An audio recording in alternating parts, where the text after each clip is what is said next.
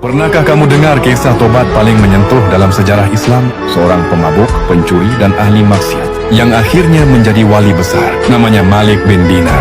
Dan kisahnya akan mengguncang hatimu. Dulu hidupnya gelap, tiap malam mabuk, tiap pagi lupa diri. Tapi Allah memberinya hadiah, seorang putri kecil yang lembut dan suci. Ia jadi alasan Malik mulai berubah. Namun takdir berkata lain.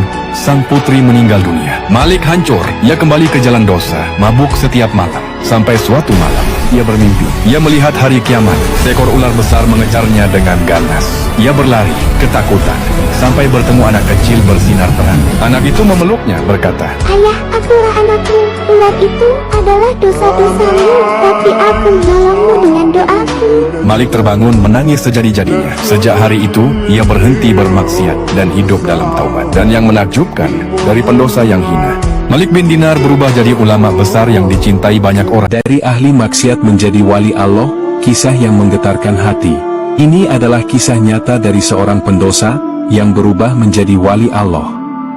Dialah Utbah al-Ghulam, yang dulu ahli maksiat. Hidupnya penuh dosa. Tapi hari itu, ia datang dan duduk dalam majelis Hasan al-Basri. Kala itu Hasan al-Basri sedang membacakan tafsir surat Al-Hadid ayat 16 yang berisi tentang orang-orang sebelum mereka yang menerima kitab suci namun hati mereka menjadi keras dan banyak yang fasik. Setelah mendengar itu, Utbah pun berdiri, tubuhnya gemetar.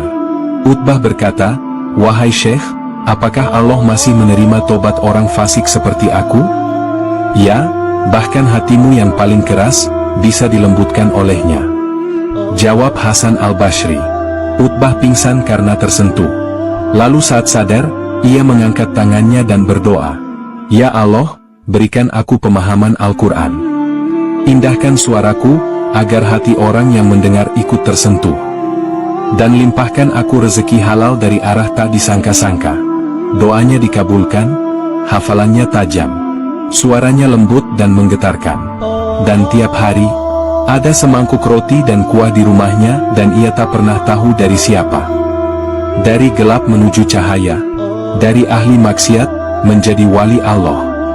Hidayah itu datang saat hati benar-benar